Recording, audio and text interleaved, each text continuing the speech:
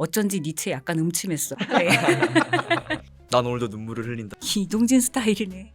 그때 학생들을 놓고서 막 문해력 떨어졌다는 얘기 정말 많이 하거든요. 제가 대변인은 아니지만 시간을 줬으면 좋겠어요. 19살 김소월이 나보기가 역겨워 가실 때는 말없이 고이 보내드리우리다를 했는데 지금 우리 학생들이 없죠. 못할 리가 없어요. 그럼 21세기 대군 부인. 그러니까 제가 그 말을 해도 되나? 저도 그 이걸 얘기 해도 되나? 하려고 안 해도 했어요. 되나? 어느 것을 취하면 어느 것을 버리는 게 아니라 그 어떤 걸 우선시할 건지. 저는 이제 뭔가 모든 창작물들이 결국에는 교육 자료도 된다고 생각을 하거든요. 읽었던 책들 중에 저는 이게 제일 재밌었어요. 진짜? 이게 제일 재밌었다고요? 재미 없으셨나 봐요. 안녕하세요. 손유도 독서클럽의 메인 호스트 지원입니다. 서브 호스트 이씨입니다. 오늘 그래서 5번째 문을 열었고요. 오늘은 특별한 게스트분들 또 모셨고 남다른 스토리텔링으로 문학의 본질을 깨뜨려 주시는 분이라고 저는 소개받았고 오늘 또 처음 뵙습니다. 엄성근 선생님. 닉네임은 엄쌤. 그 제가 학생들한테 저를 소개할 때 한 20년 정도 썼던 말이 있는데 한번 해봐도 될까요? 안녕하세요. 메가스터디 회원 여러분. 비교할 수 없는 국어, 무비국어. 영화 같은 국어, 무비국어의 엄선경 선생님입니다. 네, 이렇게 제 소개를 네. 네, 그래도 20년 넘게 했네요. 네. 그동안 나왔던 게스트 중에 제일 전문적인 멘트. 네. 엄쌤으로 오늘 일단은 통일해서 그럼 불러보는 걸로 하고 배우님도 오늘 한번 소개해 주시죠. 안녕하세요. 오랜만에 뵙겠습니다. 연기하고 있는 배우 박용재입니다. 닉네임은 용용으로 하겠습니다. 전 한 번도 배우님을 용용이라고 불러본 적이 없어. 그러니까 뭔가 혼자 오늘, 귀여운 네. 척하는 것 같은 그런 느낌이라서 제가 말하기가 민망해요. 용용으로 많이 불러드릴게요. 용용님. 네. 네. 바로 뭐 책 소개 한번 들어가 볼게요. 오늘 책은 괴테는 모든 것을 말했다인데 최고 권위 괴테 학자 도이치가 홍차 티백에서 사랑은 모든 것을 혼동시키지 않고 섞는다. Love doesn't confuse everything but mixes. 라고 하는 거를 좋네요. 하면서 출처불명의 괴테 명언을 발견하고 시작하게 됩니다. 주인공 도이치의 학술적 강박으로 이 문장의 진짜 출처를 찾아가는 학술 미스터리 모험극이자 진짜와 가짜, 인용과 창작의 경계를 묻는 소설이라고 할 수 있습니다. 전반적으로 후기가 어땠는지 좀 얘기를 하고 시작하면 좋을 것 같아요. 어떻게 보셨어요? 먼저 말씀 한번 해주시죠. 저는 개인적으로 이 책에 대한 이야기를 할 때 되게 언어에 대한 얘기 많이 하시잖아요. 인용이냐, 막 뭐 우리 문화 이런 거에 관련된 얘기 많이 하시는데 저는 오히려 가족 소설 같았어요. 저도 그렇게 네, 느꼈어요. 가족 소설. 이거는 가족 소설이다. 근데 재밌게 읽으셨다니까 일단은 그러면은 재밌었었다의 편이시고 우리 용용님은 어떻게? 저도 맨 처음에 이걸 가지고 팟캐스트를 진행하겠다 해서 이제 이 책을 제목을 딱 봤을 때 그러니까 제가 좀 이런 명언집들 좋아하는 편이긴 해요. 여기 책에 나오는 것처럼. 그래서 굉장히 기대를 하고 오케이 인문학 철학 오케이 나 이런 거 좋아 이러고 이제 딱 읽었는데 소설인 거예요. 그래서 이거 잘못됐다. 큰일 났다. 이거 생각이랑 좀 다른데 근데 이제 계속 가면 갈수록 저도 궁금해지는 거예요. 이 티백의 정체는 도대체 누가 진짜 이건 뭘까? 괴테가 정말 말한 게 맞을까? 이러면서 저도 좀 빠져들었던 그런 소설이었던 것 같습니다. 재밌게 읽으셨군요. 네, 정말 재밌었습니다. 이수님. 재미 없으셨나 봐요. 근데 저는 좀 의견을 좀 달리해야 할 필요가 있지 않을까 싶어서 일단 했는데 이수님은 저는 애초에 이런 류의 책들을 좋아해요. 뭔가 보고서 내가 얻어갈 게 되게 많은 책들, 되게 인용 이런 것도 이런 책에서 보지 않으면 사실 이런 것들이 있었다라는 걸 모를 수도 있잖아요. 그런 나의 어떤 지식을 채우면서도 또 소설로서의 재미도 있고 그런 티백의 출처를 찾아가는 그 과정에서 뭔가 추리극 같은 느낌의 재미도 느낄 수 있고 또 앞부분 한 중간까지는 좀 지루한데 싶다가도 어느 순간을 기점으로 이게 이야기가 확 풀려버리는 게 전 너무 재밌었어서 개인적으로 지금까지 했던 이 팟캐스트에서 읽었던 책들 중에 저는 이게 제일 재밌었어요. 진짜? 이게 네. 제일 재밌었다고요? 네네.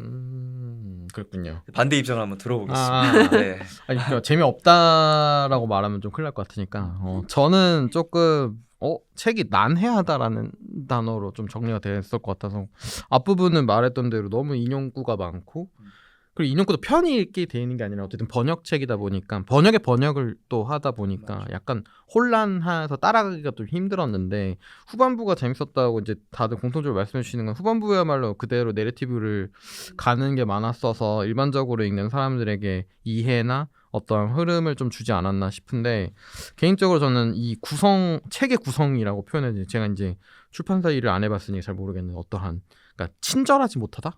라는 생각이 좀 들어서 저는 그게 되게 불편했던 것 같아요. 그리고 약간 지식을 뽐내기 위한 어떠한 그런 걸 너무 앞에 많이 깔지 않나? 라는 생각을 좀 했었어서 그게 조금 불편했던 거는 맞는 것 같고 재미는 사실 재미 재미없었다라는 거죠. 반 정도 반 그냥 정도. 반 정도 있었다라고 그냥 일단 표현하겠습니다. 긴가민가하다. 그냥 좀 재미가 아니 왜냐면 제가 이것 때문에 저희 PD들도 그랬지만 그 이동진 그 평론가님이 한 영상도 보고 이혜성 아나운서가 한 것도 보고 다 봤는데 댓글의 절반 이상이 다 좀 힘들다 다들 힘든데 이렇게 해줘서 고맙다 이런 게 있더라고요. 그래서 약간 다들 나만 힘든 게 아니었구나 다들 힘들었구나라고 싶어서 그들을 대변하는 마음으로 제가 재밌었다는 분 세 분 앞에서 한번 변을 한번 얘기해봤습니다. 재미없음에 대한 얘기를 하나 좀 덧붙이면요. 네. 이게 진입장벽이 편집, 맞아요. 그다음에 이야기의 구성도 들어갔을 때 저는 이거는 그 유희 작가가 생각하고 한 거라고 생각하는데 얘기하셨잖아요. 이게 너무 좀 아는 거 막 자랑하는 것 같은 그런 느낌 앞부분에 이 주인공이 그런 성향이 있어요. 네, 그래서 그 성향이 사위의 눈을 통해서 지금 이게 얘가 나오는 거니까 그 지루함 그리고 그 어떤 난잡함 뭐 이런 얘기를 여기까지 써놨지 그것까지 다 노리고 있다라고 계산된 거다. 네 계산된 거가 아닐까라고 저도 생각을 했어요. 왜냐하면 이 책을 제가 봐야지 했던 그 이유 중에 하나가 이동진이라는 이름 때문이었거든요. 근데 한 번 다 읽고 나니까 이동진 스타일이네. 이거 이동진 작가 이거 평론가님이 딱 좋아할 그런 내용이네라고 느껴지더라고요. 네. 그래서 그 진입장벽 허들을 넘지 못한 분들은 그러니까 그거를 뭐 어떤 독서를 잘한다 못한다의 느낌이 아니고요. 네. 만들어 놓은 어떤 그 트릭을 넘어가지 못한 사람들은 이거 너무 어려운데. 그러고 난 다음에 아마 이제 이 캐스트를 통해서 이게 그런 내용이었어라고 알게 되면 아마 제가 생각할 때 지금 팔린 것보다 더 많이 팔릴 것 같아요. 오늘의 발제 한번 읽어주시죠. 신빙성 있는 문장을 위해 괴테 이름을 붙였던 것처럼 여러분도 SNS나 메신저 프로필에 좀 지적이고 감성적으로 보이고 싶어서 명언이나 책 구절을 슬쩍 올려본 적이 있으신가요? 뭔가 다들 그런 경험은 한 번씩은 있을 것 같아요. SNS가 한창 유행하던 시절에 저희는 기획안 쓸 때 약간 명언 좀 많이 가져오는 편이긴 해요. 예를 들어 뭐 여행 이런 거 기획안 써도 학자들이 쓴 여행에 관련된 문구 이렇게 하나 딱 위에 센터 딱 받고 이렇게 시작하면 조금 있어 보이는 게 좀 있으니까 그랬던 거 좀 많이 하기도 했죠. 저는 문구는 아니더라도 해와 마로니에 공원에 예술은 삶을 예술보다 더 흥미롭게 하는 것이라는 문구가 있어요. 그걸 찍은 사진이 지금 제 프로필 사진인데 제가 딱 신입생 때 영화과를 입학하고 나서 한창 예술봉 올라올 때 해와에 우연히 갔다가 문구랑 그 분위기가 너무 마음에 들어서 찍었던 거를 쭉 프로필 사진으로 하고 있었는데 이것 또한 어떻게 보면은 그런 SNS 감성 문구 인용 그런 느낌이지 않을까 싶어요. 다들 많이 하네요.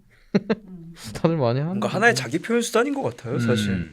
근데 명언 이런 거 뭔가 SNS나 그런 게 막 유행하고 많이 만들어지는 거 보면 사실 그런 걸 뭔가 사람들이 많이 찾고 있는 거지 않을까. 뭔가 날 위로해주는, 뭔가 날 대변해주는, 뭐 내가 방향을 잃었을 때 뭔가 방향을 찾게 해주는 그런 말들을 찾고 있는 거지 않을까. 많이 찾는 것 같아요. 아까 얘기하셨던 것 중에 내 감정을 대변해주는 말이다라는 말이 굉장히 그렇게 해서 쓰임이 많았겠다라는 생각은 드는 것 같긴 해요. 저는 원래 잘 SNS를 안 하는 사람이었어가지고 그 감성은 저는 사실 없고요. 그냥 이제 뭐 영상 같은 거 이렇게 보거나 그래서 저런 말들을 저기다 쓰고 저렇게 하는구나 뭐 그 정도 생각은 했었고 그래서 이제 요번에 제가 그런가? SNS에 그렇게 명언을 많이 올리나? 싶어가지고 인스타도 보고 또 제 친구들 카톡 프로필도 보고 그랬거든요. 그래서 제가 또 하나를 또 찾았죠. 그래서 이 니체가 어떤 말을 했다고 나오더라고요. 그래서 제가 이건 니체가 한 말이 아닌데 그랬어요. 그러니까 니체가 사랑은 서로 이렇게 마주보는 것이 아니라 같은 곳을 바라보는 것이다. 이렇게 말을 했대요. 근데 이 이야기는 원래 니체가 한 말이 아니라 생텍쥐페리가 인간의 대지라는 책에서 한 말이거든요. 그 내용 구성이 어떻게 되어 있었냐면 니체가 여인한테 가서 사랑하고 나랑 결혼해주겠어. 그러니까 여자가 싫어요. 그래요. 그러니까 사랑이라는 것은 같은 곳을 바라보는 것이요. 이렇게 얘기하니까 그래도 전 싫어요. 이런 내용이었고 근데 밑에 이렇게 다 써 있는 거예요. 어쩐지 니체 약간 음침했어. 니체 만나자마자 사랑을 막다니 뭐 이런 얘기 하면서 막 나와 있는데 정말 여기서 나와 있는 그 뒤 후반부에 나오는 얘기처럼 말한 사람이 다 달라져 있는 거예요. 그래서 제가 이 책을 읽고 그걸 봤잖아요. 이게 실제 생활에도 그렇죠. 맞네. 많은 거였네 하고 제가 또 느꼈죠. 그냥 가볍게 주변에서 이러한 뭐 인용문이나 문구나 이런 거 어떻게 하시는지가 좀 궁금해서 했던 발제였고 이제 좀 더 딥하게 주제로 한번 넘어가 보시죠. 주제 토크 첫 번째를 엄쌤께서 한번 던져 주시죠. AI의 할루시네이션은 사기인가 새로운 창작인가? 사기이다. vs 새로운 창작이다. 할루시네이션은 생성형 AI, 특히 LLM이 사실과 다른 내용을 그럴듯하게 만들어 마치 진실인 것처럼 답변하는 현상을 뜻함입니다. 그래서 사기라고 생각하시는지 아니면 새로운 창작이라고 생각하시는지에 대한 부분을 저는 사실 저희도 어쨌든 영상을 만드는 사람으로서 봤을 때는 저는 새로운 창작이다라고 지금 생각하는 것 같아요. 뭔가 하나의 틀을 더 깨고 있다고 저는 생각을 하거든요. 그래서 이것이 할루시네이션이라는 말을 하는 게 사실 조금 더 부정적 의미를 좀 가져다 주는 게 아닌가라고 생각을 하고 있습니다. 저도 비슷하게 애초에 할루시네이션이라는 말 자체가 사기임을 어느 정도 내포하고 있는 단어인 거잖아요. 뭐 영상 관련해서 뭐 그림을 그려줘라고 한다면은 어쨌든 새로운 걸 만들어 줄 거 아니에요? 그렇다고 그게 진짜는 아니니까 그럼 이거를 할루시네이션 거짓이라고 할 수 있는가라고 하면은 또 그건 아니잖아요. 왜냐면 어쨌든 이 그림이라는 어쨌든 게 존재하니까. 근데 만약에 내가 사실 확인이 필요한 내용을 요청했는데 할루시네이션으로 인한 거짓된 답변이 오면 그건 명백한 거짓이잖아요. 왜냐면 그래서 저는 목적성에 따라 다르다고 생각해요. 그 이 할루시네이션이란 용어 자체가 그 목적에 따라서 부정적인 의미를 담고 있기 때문에 그 맥락에 따라서는 사기이다라고 생각해요. 저도 그 말에 완전히 동의하는 게요. 제가 이 발제를 처음 딱 보고 AI의 할루시네이션이 사기인가 새로운 창작인가라고 했을 때 그 할루시네이션이라는 말 자체가 이미 부정적인 뜻을 갖고 있거든요. 그러니까 창작용 도구로 사용되고 있는 AI의 경우에 이걸 얘기하는 게 아니라 AI가 말하고 있는 답변을 보셔야 돼요. 저는 이제 제가 이제 여러 AI를 쓰고 있거든요. 그러다 보니까 무슨 문제가 생기냐면요. 저는 이제 작품 같은 거를 많이 찾거든요. 근데 여기 나오는 그 교수님처럼 도이치 교수님처럼 저도 이게 어디 있었더라 할 때가 있어요. 그래서 제가 물어봤더니 너무 근사하게 예를 들면 박완서 작가님의 작품이에요. 근데 윤은길 작가님의 작품이라고 그러는 거예요. 그래서 제가 이렇게 하고 보고 있다가 그래서 그 작품의 줄거리가 윤은길 작가님 거라고? 근데 내가 알고 있기로는 박완서 작가님 건데? 라고 했더니 제가 큰 착각을 했군요. 이러더라고요. 그 되게 유명한 말이 있더라고요. 그 제자들이 그래요. 핵심을 짚었어. 그러는데요.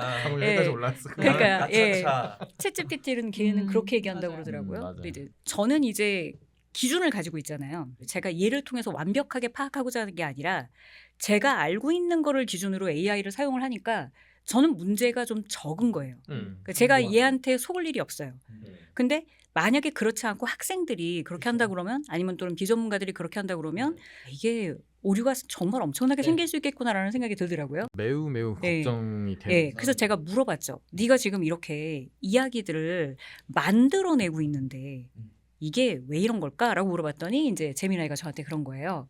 AI는 생성형 AI 같은 경우에는 주어진 단어나 맥락을 보고 기본적으로 문장으로 만들어내는 역할을 하는 제미나이가 그런 구조를 가지고 있대요. 그래서 그거를 할루시네이션이라고 부른다고.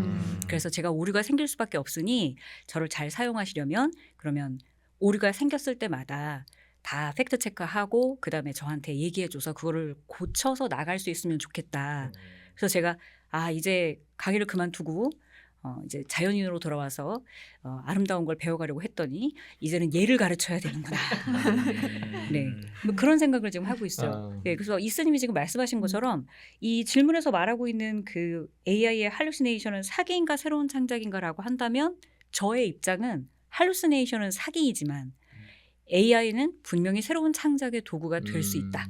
네, 저도 이렇게 생각하는 게 맞는 방향이 아닐까라고 숟가락을 한번 얹어보아요. 이런 것을 하실 때 학생들 이런 거 수행평가 뭐 이런 거 할 때 많이 하시잖아요. 그때는 좀 어떤 문제점이나 이런 것들이 없으셨나요? 애들 할 땐? 그게 저는 또 이제 강의를 처음 시작할 때 논술로 제가 시작을 했어요. 어. 학생들한테 뭐 1000자 내외, 뭐 1800자 내외 이런 식으로 들어가면 애들은 이 글을 써본 적이 없잖아요. 지금이야 애들이 수행평가를 통해서 글을 막 쓰지만 논술이 도입됐을 때는 애들이 그런 교육을 전혀 받지를 못했거든요. 그러니까 이제 아무리 답안을 뭐 어떻게 써야 될지 이렇게 연습하는 동안에도 받으면 너무 무서운 거예요. 애들이 그때 가지고 있던 그 궁금증 중에 하나가 뭐였냐면 학생 하나가 그러더라고요. 답안지를 내 답안이 맞는 답인지 아닌지를 어떻게 교수님들이 어떻게 알죠? 그래서 제가 얘기했어요. 니들이 쓰는 답안을 보면 애들이 뭘 써야 될지 모르니까요. 논제 있잖아요. 논제를 뵐게요. 예. 논제를 그대로 갖다 쓰거나 아니면 제시문이 있는데 그 제시문을 요약해야 되거든요. 근데 제시문을 요약해 본 적이 없는 거예요.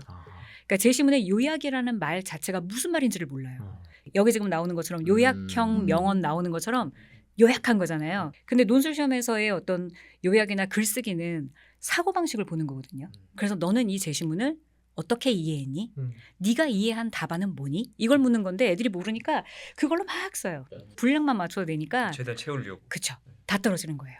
그러니까 딱 한 줄만 읽어보면 알아요. 그러니까 이게 여기 지금 보면 이제 아이들이 지금까지도 마찬가지고 그다음에 이제 앞으로도 그게 더 심해질 것 같아요. 사실은 저도 이제 동료들이 아직도 강사도 하고 있고 또 제자들이 학교에 돼 있다 보니까 자기를 표현하는 말을 어떻게 해야 할 줄 모른다고 하더라고요. 자기 언어로 표현하는 거를 이제 아이들한테도 얘기를 하면 이해는 해요. 그치 내 말로 써야지. 근데 어떻게 해요? 가 나오거든요. 어떻게 생각하면 애들한테는 네 언어로 표현해봐라는 말이 너무 어려울 수 있거든요. 근데 그 자기 언어로 표현해가 사실 이 책의 또 다른 주제이기도 하잖아요. 그 스즈키가 했던 말 중에 노리카한테 네 말 남의 말 인용 그만하고 네 말로 하지 그래? 라고 말하는 부분이 이 책 전체에서 말하고 싶어하는 주제라고 또 저는 생각을 하거든요. 맞아요. 근데 그거는 너무 어려울 수는 있는데 사실 어렸을 때 아이들이 자기들의 말을 표현을 할 때 남의 말을 따라하는 건 말을 배울 때나 그랬지 그 이후에는 본인들의 생각을 잘 표현을 했어요. 뭐 배가 고프면 배가 고프다. 아니면 뭐 전에 왜 그런 프로그램도 있었잖아요. TV에 나와서 아이들이 막 어떤 주제어에 대해서 막 설명을 하면 어른들이 맞추는 그런 프로그램 있었던 거 기억하세요? 있었어요. 네, 네. 근데 애들의 그 표현을 보고 저희가 깜짝 놀랐잖아요. 어떻게 저렇게 표현할 수 있지 애들이? 저렇게 표현할 수 있다고? 근데 그게 걔들이 말을 잘하거나 뭐 유명한 말을 쓰거나 그래서 그런 게 아니라 자신이 이해한 바를 표현하기 위해 노력하니까 그런 말들이 나온 거거든요. 그러니까 그게 지금 학생들도 그렇고 20, 30대한테도 되게 도움이 될 수 있을 것 같아요. 그러니까 네가 표현하려고 노력해봐야 돼. 문장도 많이 써보고 더 많이 읽어야 돼요. 그러니까 더 많이 읽고 맞죠. 그게 너무 싫은 건 알아요. 그래서 저도 제가 이제 블로그에다가 책을 소개하는 거를 하고 있는데 요즘에는 제가 책을 아이들한테 소개할 때 어떻게 하고 있냐면 얇은 것부터 읽어라. 그리고 그 책을 처음부터 끝까지 완벽하게 완독할 필요는 없어. 목차에서 네가 필요한 부분만 뽑아 읽어도 되고 읽어 나가다가 모르겠는 부분은 뛰어넘고 한 번 읽고 그리고 나중에 다시 한 번 또 시간이 지나고 나서 또 읽어도 되고 그런 식으로 네가 읽는 거를 문자하고 만나는 거를 점점 늘려나가다 보면 너도 어느 순간에 그 표현 나는 이 말을 어떻게 쓰고 싶을까 그리고 생각을 계속 해야 돼요. 어쩔 수가 없어요. 그러니까 지금 20, 30대의 사람들 또는 10대 학생들을 놓고서 막 문해력 떨어졌다는 얘기 정말 많이 하거든요. 근데 저는 그렇게 얘기하고 싶어요. 제가 대변인은 아니지만 시간을 줬으면 좋겠어요. 뭐를 읽을 수 있고 뭐라도 써볼 수 있는 그런 시간을 갖고 계속 자기를 표현하는 방법을 스스로 익혀나가면 정말 많은 표현들이 얼마나 많이 이게 지금 일본의 2001년생이 이런 글을 쓰는데 아니 1930년대에 19살 김소월이 나보기가 역겨워 가실 때는 말없이 고이 보내드리우리다를 했는데 지금 우리 학생들이 없죠. 못할 리가 없어요. 오히려 더 잘할걸요. 그러니까 좀 시간을 주고 저는 그렇게 생각해요. 문해력이 떨어졌어. 야르가 뭐야? 밤띠가 뭐야? 이렇게 막 탓하기 전에 그래서 너네가 하고 싶은 얘기가 도대체 뭐니?를 어른들이 좀 들어주는 것도 필요하고 그리고 20, 30대도 자기들을 표현할 수 있게 어떻게 내가 좀 더 표현할 수 있을까? 더 멋있게 표현할 수 있는 게 뭐가 있을까? 전적으로 동의합니다. 써봤으면 좋겠어요. 음. 그게 지금 상황에선 제일 필요한 게 아닐까 합니다. 저희도 많이 쓰라고 하는 이유가 다 있는 것 같아요. 많이 쓰고 많이 읽어야 되는 영상하는 사람들도 사실 뭐 편집하고 찍는 것만 중요한 게 아니라 사실 다 글로 설득하고 글로 뭐 제작비를 얻거나 이런 것들이 많기 때문에 많이 쓰라고 하는데 지금 말씀 주신 게 딱 그 맥락 포인트를 정확하게 짚어주신 것 같습니다. 교육부 보고 있나? 네. 저도 숟가락을 얹고 싶네요. 사실 이스님이랑 엄쌤님이 다 말씀하신 것 같아요. 지금 문제점이나 뭔가 지향점이나 그런 걸 다 말씀하신 거. 저도 이제 할루시네이션이라는 말 자체가 사실 이제 스타크래프트 게임에 나오는 환상을 만들어내는 거잖아요. 혹시. 근데 저도 지금 아직까지는 사기다. 근데 하지만 창작의 도구로 활용할 수 있다 정도인 것 같아요. 그러니까 뭔가 얘한테 완벽하게 창작에 뭔가를 맡기거나 뭔가 이러기에는 아직. 그래서 저도 막 엄쌤이랑 똑같은 경우가 있는 게 막 저는 AI를 뭔가 사주 보는 거, 뭔가 이런 심심할 때 제가 궁금한 거 이런 거에 뭔가 활용하긴 하는데 그럴 때 모르는 답변들을 많이 내놓더라고요. 그래서 아직까지는 사기이지 않을까. 저는 그런. 그러면 시카리 교수가 그걸 한 것이가 그냥 그것만 짚고 넘어간다 치면은 어떠한 그 창작가를 두고 걔가 쓴 거야라는 그 변명 아닌 변명들을 그 시카리 교수가 그런 걸 하면서 얘기를 하잖아요. 이신 히카리. AI라고 만약에 쳤을 때 네. 그것은 그 범죄, 그러니까 날조 범죄 이렇게 지금 막 얘기를 하면서 나오잖아요. 그 부분에 대해서 그것은 그러면은 창작으로 봐야 하나? 저는 그래서 행위 예술이라고 봐요. 아. 왜냐하면 요즘 현대 행위 예술들이 다 그렇잖아요. 그 이런 자신의 어떤 잘못을 꼬집는 거를 가명으로 발표를 하고 또 사실 그것조차도 다 내가 짬판이었어라는 걸 밝히는 것 자체가 하나의 그런 예술이다라고 생각을 해서 또 그걸로 인해서 실질적으로 크게 피해를 본 사람은 없잖아요. 사실 맞죠. 뭐 대학원생들이야 이미 뭔가 기존에 합의가 있었을 거라고 생각을 하고 밑에 다 이미 알고 있었을 테니까 그럼 저는 범죄는 아니지 않나? 그냥 잘 짠 판이다. 약간 저는 그러니까 조금 애매한 부분인 게 이제 예술로의 범주를 이제 들어가게 됐을 때는 또 말이 달라질 수도 있는 부분인 것 같긴 한데 순수 그러한 글 창작이라고 이제 봤을 때 시선은 좀 다르지 않을까 싶긴 한데 어떻게 생각하세요? 그 자기 앞에 생이라는 책이 있어요. 그걸 쓴 사람이 에밀 아자르라는 그 프랑스 작가거든요. 근데 그 작가가 사실은 원래 이름은 로맹가리라는 사람이에요. 그래서 우리는 잘 불문학을 잘 모르니까 그런데 그 로맹가리라는 사람이 정말 막 되게 인정받고 상도 많이 받고 막 그랬는데 나이가 들면서 펜때가 좀 무뎌졌어요. 그래서 막 분석가들, 비평가들이 막 달라붙어서 이제 로맹가리 죽었다. 로맹가리 이제 끝났어. 막 그런 거예요. 근데 로맹가리가 화가 났어요. 그래서 자기 앞에 생이라는 책을 에밀 아자르라는 이름으로 발표했어요. 그래서 이제 사람들이 그 에밀 아자르의 글을 보고 난리가 난 거예요. 비평가들이. 정말 대단한 신인이 나타났다. 난리가 났는데 결론적으로 그 에밀 아자르가 프랑스에서 무린들한테 주는 엄청나게 큰 상을 받았거든요. 네, 그때 얘기했어요. 나야. 사실 나야. 그래서 프랑스 문학계에서 그 상을 원래 평생 한 번밖에 받을 수가 없는데 로맹가리는 2개 받았어요.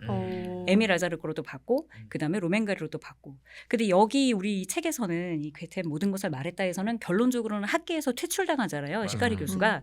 근데 프랑스는 그 상을 그냥 2사람 다 줬어요. 그래서 제가 느낀 게 우리나라에서도 그랬을 것 같다. 예, 주제 토크 1에 대해서 뭐 다른 분들도 토크할 만한 게 있으면 댓글로 해주시면 될 것 같고 저희 2번째 주제는 이제 역사적 사실이나 콘텐츠, 고전을 바탕으로 한 콘텐츠 이야기인데요. 이런 역사적 사실이나 고전을 바탕으로 콘텐츠를 만들 때 철저한 역사적 고증이 우선인가 아니면은 극적 재미와 대중성을 위한 창작의 자유가 우선인가 이 2개에 대해서 얘기를 해보면 좋을 것 같아요. 무조건 고증이 우선이 되어야 된다고 생각해요. 팩트가 무조건 팩트를 기반으로 창작적인 뭔가 이런 예술적인 뭔가 아이디어들이 쌓아 올려줘야지. 저는 이제 뭔가 모든 창작물들이 결국에는 교육 자료도 된다고 생각을 하거든요. 저걸 저렇게 표현했네. 저게 진짜 맞나 보다라고 믿어버리는 것 자체가 잘못됐다고 생각합니다. 그럼 21세기 대군 부인 그러니까 제가 그 말을 해도 되나? 저도 이 말을 그 해도 되나? 안 얘기 해도 하려고 되나? 예. 저 하려고 했어요. 괜찮습니다. 저는 그거는 사실 그 작가를 옹호하는 건 아닌데 넓은 범위에서 창작으로 들어갔는데 이제 어쨌든 조선의 맥락을 이어가는 건데 그렇게 했으면 안 됐다까진 저도 이제 그래 그것은 뭐 그렇게 할 수 있어. 그럼 자꾸 표현의 방식을 너무 그런 잣대들을 많이 갖다 대면은 사실 창작의 범위가 좁혀질 수밖에 없잖아요. 그래서 저는 약간 이 창작의 자유가 조금 더 우선시 돼야 범주는 넓어진다. 그러니까 뭐 말했던 바도 동의하는 바이긴 하지만 범주를 넓힐 때에는 너무 고증에만 집중하면은 창작이 망가지는 것 같다라는 생각이 들긴 해요. 여기서 약간 좀 비겁한 스탠스를 취하자면은 목적이 어쨌든 중요하다고 생각해요. 제가 계속 목적을 강조하는데 사극이면은 당연히 고증이 우선시 돼야 되는 게 맞고, 근데 예를 들어서 막 코미디, 판타지야 그러면 아무도 그 고증을 우선적으로 생각하지 않잖아요. 그럼 당연히 그 세계관 내에서의 핍진성이 더 중요한 게 맞는데, 어느 것을 취하면 어느 것을 버리는 게 아니라 그 어떤 걸 우선시할 건지, 그리고 이 콘텐츠 자체의 목적이 무엇인지에 따라서 다르게 볼 필요가 있다고 생각을 해요. 예를 들어서 아까 말씀하신 21세기 대군 부인 같은 경우에도 제가 생각해 욕을 먹는 부분은 그 아무리 대체 역사물이라지만 동북공정 때문이잖아요. 근데 그거는 누가 봐도 목적이 있는 행위인 거잖아요. 그런 목적 때문에 욕을 먹는 거지, 단순히 21세기 대군 부인이 고증을 벗어나서 욕을 먹는 게 아니라 그 목적이 잘못되었기 때문에 욕을 먹는다. 이기 때문에 고증과 픽션의 우선도가 달라질 수 있다라고 얘기를 하는 겁니다. 저는 일단 지금 이 팩트나 고증에 관련된 이야기로 들어가게 되면 사실에 기반을 하고 만들어지는 모든 창작물들은 그것이 창작일지라도 팩트로 왜곡해서는 안 된다고 생각해요. 네, 그러니까 고증이라는 부분을 어디까지 가져갈 거냐, 이게 들어가면 제가 좋아하는 영화 중에 그 바람과 함께 사라지다라는 영화가 있어요. 너무 좋아하거든요. 그리고 그 시나리오가 엄청 잘 짜여져 있어서 제가 뭐 찾으려고 그러면 저도 약간 역사 덕후까지는 안 가더라도 국어 선생이라는 직업적인 특성 때문에 앵간한 것들은 알거든요. 잡아낼 것들이 너무 많았지만 잡고 싶지 않았어요. 왜냐하면 이 작품은 팩트를 왜곡하는 그런 작품이 아니라 전달하고자 하는 내용, 재미도 있지만 과거의 이야기를 들어서 백성들을 생각하지 않는 정치인들에 대한 비판, 정말 통쾌한 어떤 그 헐리우드식 그런 화법을 가지고 와서 그걸 보여준다는 걸 너무 전 잘 알았기 때문에 그 작품에서 이건 고증이 잘못됐어, 어머 정약용이 송중기, 어머 말도 안 돼, 막 이런 거를 얘기 안 했어요. 그럴 필요가 없었거든요. 그래서 질문을 하신다고 하면 창작의 자유만을 말할 거라면 반지의 제왕처럼 아예 만들면 돼요. 고증에서 벗어날 수 있게. 예, 나의 세계를 만들면 돼요. 그리고 팩트를 기반으로 하는 이야기라면 반드시 고증은 들어가야 되는 것 같아요. 누군가는 그로 인해서 상처를 받을 수도 있기 때문에. 어려운데. 어려운 마지막 주제입니다. 어렵지만 꼭 해야 돼. 네, 어려운 주제는 제가 한번 읽어보겠습니다. 인간관계에서 혼동시키지 않고 섞이는 것은 가능한가? 이 소설을 관통하는 문장, 사랑은 모든 것을 혼동시키지 않고 섞는다, 혼연일체로 만든다. 이걸 이제 쟁점으로 그냥 짧게 설명드리면 이제 가능하다, 불가능하다는 진정이나 사랑이나 연대, 공동체는 나의 정체성을 잃지 않으면서 타인과 완벽하게 조화를 이루는 칵테일 같은 상태여야 된다.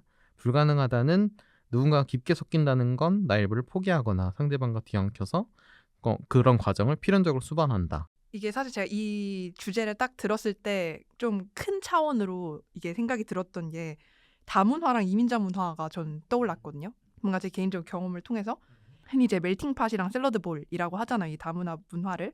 특히 미국의 케이스에서 더 그런데, 근데 이런 개개인의 개성과 문화를 얼마나 어디까지 허용할 거냐, 인정해 줄 거냐에 대한 논쟁이 좀 많이 뜨거운 것 같아요, 요새.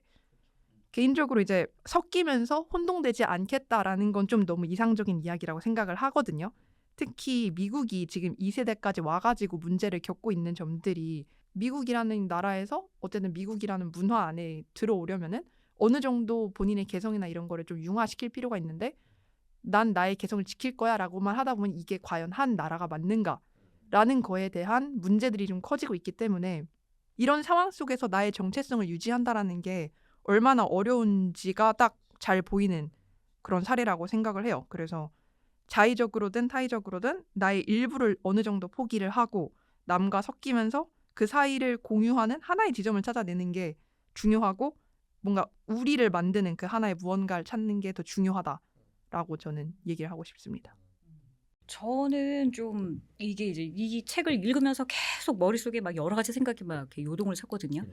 처음에 이제 이 책에서 괴테는 모든 것을 말했다라고 들어가면서 이거에서 딸려 나오는 얘기들이 뭐냐가 중요한 건데, 이제 여기 뭐 잡탕도 나오고 칵테일도 나오고 그러는데 영문으로 번역되어 나오는 그걸 또 우리가 우리말로 또 번역을 하잖아요. 그리고 이제 또 그거를 일본어로 또 번역을 했겠죠. 그래서 이 책은 이제 일본어로 나온 거를 또 우리말로 번역을 한 거란 말이에요. 그래서 중간에 그 혼연일체라는 말이 나 혼연일체가 너무 좋아 이렇게 말하는 일본어로 번역을 해서 혼연일체라고 하는 게 어떨까라고 했더니 이제 그걸 들은 시카리 교수였던 걸로 기억하는데 그 혼연일체라는 말이 너무 마음에 든다고 얘기를 해요. 그래서 제가 괴테는 어디 가고 지금 내가 다시 그 문장을 만들어낸 거잖아요. 그리고 그 여정 중에 이제 가다 보면 이 말을 한 사람이 결국은 사실은 뭐 괴테의 편지에 나왔다고 얘기를 하는데 괴테의 편지인지도 사실은 알 수 없는 거고요. 또 칵테일의 얘기가 나오는데 이렇게 가다 보니 잡탕에서 잡탕 칵테일은 다 섞은 칵테일이잖아요. 그거를 스즈키하고 처음 같이 식당에 가서 그 잡탕에서 이제 마시면서 그걸 줬을 때 스즈키가 반도 안 먹었거든요. 자기도 무슨 맛인지 잘 모르겠어요. 이게 잡탕 칵테일은 무슨 맛인지 모르겠어요. 여기선 그냥 그거를 먹어야 되는 것 같아서 그걸 시켰고 근데 스즈키는 반도 안 먹었어요. 이게 안 맞는 거죠, 입에. 그래서 그걸 보면서 잡탕 칵테일이라는 건 결국 그 1층, 2층, 3층으로 되어 있는 잡탕이라는 그 건물에 사람들이 막 다 막 영화 감독도 있고 뭐 시인도 있고 작가도 있고 뮤지션도 있고 잡탕처럼 다 섞여서 누구는 음담패설을 하고 여기서는 뭐 논문 얘기하고 저기서는 또 무슨 얘기하고 다 그렇게 근데 다 개별이거든요. 그래서 저는 이 잡탕이라는 공간 자체가 굉장히 이 소설에서 말하고 있는 모습이구나 섞여 있는데 다 다른 거고요. 지나치게 섞어놓은 건 안 맞는 거예요. 이 가족도 어떻게 생각하면 그 도이치 교수는 노리카를 이해하지 못해요. 그리고 자기 아내도 이해를 못해요. 그러니까 계속 그 부분을 보면 아내 아키코가 계속 식물을 만지고 하는데도 그걸 그냥 가서 보고 나는 이렇게 대단한 일을 하고 있으니까 이 사람 뭐 이 정도면 됐지. 뭐 이 정도. 뭘 하고 있는지 신경도 안 써요. 유튜브 틀면 그냥 자기는 방으로 들어간다고요. 그리고 또 아키코도 파우스트 얘기를 그렇게 들었는데도 파우스트를 읽어보고 싶은 생각도 안 했고 너무 어렵고 남편이 무슨 말을 하면 그냥 멍하고 아키코는 노리카랑 얘기하는 게 또 노리카에 대해 얘기하는 게 더 편하대요. 도이치 교수도 자기 딸에 대한 얘기할 때는 도이치 교수가 직접 얘기하지 않았음에도 이게 다 나와요. 자기 딸을 얼마나 자랑스러워하고 딸이 얼마나 똑똑하고 얼마나 잘 됐으면 좋겠고 막 그런 게 나오거든요. 그래서 이게 자신이 딸을 이해하지 못한다라는 걸 언제 본인이 알았냐면 딸내미가 나가잖아요. 안 들어오잖아요. 새벽에 일어나서 알았잖아요. 그게 스즈키 만나러 간 거였는데 근데 그거 몰랐단 말이에요. 나중에 사귀었다는 거를 아내를 통해서 들었을 때 아내는 알고 있었잖아요. 그리고 자기는 몰랐단 말이죠. 그래서 노리카에 대해서 도이치 교수가 가지고 있었던 건 본인은 샐러드적인 세계관을 중요하게 생각하면서도 저 아이가 나를 닮았으면 내 딸이니까 내 옆으로 왔으면 그리고 아키코도 내 옆으로 왔으면 섞였으면 믹스의 개념이 아니고요. 나와 같아졌으면 했던 것 같아요. 그리고 또 마지막에 이제 그 여행 끝나고 여행 끝 무렵에서 이제 드디어 이제 책을 읽으면서 당신 파우스트 재밌더라 하는 부분까지가 결국은 이 책 전체가 샐러드적 세계관이 아니었을까. 그렇다고 본다면 혼동시키지 않고 섞이는 것은 가능한가. 어떻게 생각하면 이미 우리는 그렇게 살아가고 싶어 하고 살아가려고 노력하고 있는 게 아닐까. 근데 반대쪽에서 우리한테 무조건 섞여라. 혼연일체가 되라라고 말하는 사람들이 있기 때문에 어떤 의미든 요새 우리가 좀 힘든 게 아닐까. 그런 생각을 좀 해봤어요. 굉장히 생각이 읽으면 읽을수록 많아지더라고요. 말씀 끝에 주셨던 부분을 좀 많이 느끼기도 했고 그가 왜 명언에 집착할까에 대한 부분을 조금 인식이 되는 부분들이 거기서 생겼던 것 같아요. 아무래도 주장에 놓는 거 근거로 많이 가져가는 거다 보니까 교수 도이치라는 캐릭터 자체가 갖는 게 내가 말하는 거에 대한 권위와 내 말의 힘을 자꾸 거기서 인용을 많이 하려고 하는 사람이구나를 느끼고 나니까 집안 분위기도 느껴지는 게 생기고 그걸 집착해서 끝까지 가는 이유는 난 권위가 있어야 해를 버리지 못하는 걸 끝까지 가져가는 느낌이더라고요. 그래서 이게 우리도 평소에 처음에 이제 얘기했던 것은 명언을 많이 쓰는 이유는 내 말 혹은 내 상황에 대한 타당한 나의 이유들을 학자들로부터 찾으려고 하는 약간 욕심이 아닌가라는 생각이 마지막에 그 말씀을 하셔서 갑자기 잊고 있다가 떠올라서 그게 지금 말하고 싶었습니다. 해서 뭐 후기로 넘어가면요. 게테는 모든 것을 말했다인데 엄선이부터. 저요? 네. 저는 되게 오래간만에 지금 이제 카메라 앞에 서거든요. 저도 얼마 만에 6개월이요. 오래 1년은 됐다. 네, 제가 이제 섭외 받고 그러고 난 다음에 책을 읽으면서 아 맞다 내가 이렇게 말하는 거 아 나 이런 거 진짜 좋아했는데 그 생각이 들었고요. 저희 학생들이 막 엄청 보고 싶어졌어요. 저희 기점으로 해서 뭐 많이 나가시면 되죠. 다른 그들은 팟캐스트. 저를 그리워할지는 모르겠는데요. 그래서 저는 이 책은 후기로 다시 말씀을 드리자면 여러 가지 의미로 많이 읽으셨으면 좋겠어요. 뭐 제가 뭐 출판사하고 뭐 어떤 관계는 아니지만 너무 궁금해요. 아, 이걸 보고 뭐라고 느꼈을까? 와, 많은 사람들이 이야기를 하면 얼마나 좋을까? 그런 생각을 하면서 전 너무 오늘 즐거웠습니다. 또 재밌는 얘기 해야 되니까. 네. 아 저는 이 책을 읽으면서 이 도이치의 이 출처를 알아가는 그 과정 자체가 되게 공감이 많이 됐어요. 내가 인생을 어떻게 바라봐야 하는가에 대한 말인 것 같아서 되게 좋았고 이미 모든 것은 말해졌다. 그냥 내가 말하기 전까지는 앞으로 연기하실 땐 자기화하는 문장들에 대해서 그러면 이제 좀 더 생각이 좀 조금 달라질 수도 있겠네요. 그렇죠. 아무래도 그러니까 자기화라는 것 자체가 결국 내가 이해했냐, 내가 이 말을 아냐, 내가 어떤 대상에게 말하냐 이거든요. 근데 네. 너무나 나중에 스즈키 공감됐습니다. 위인이 만나실 수 있을 것 같습니다. 제가 제가요? 네. 또 저희가 했던 것 중에 이해가 안 되거나 따지고 싶은 게 있으면 댓글로 좀 써서 논쟁거리가 좀 있었으면 좋겠습니다 라는 생각을 했어요. 그래서 다음 독서클럽에서는 또 다른 책으로 해서 얘기해보면 좋을 것 같습니다. 여기까지 할까요? 저 보면서 이제 안녕 하면 될 것 같습니다. 다음에 만나요. 안녕.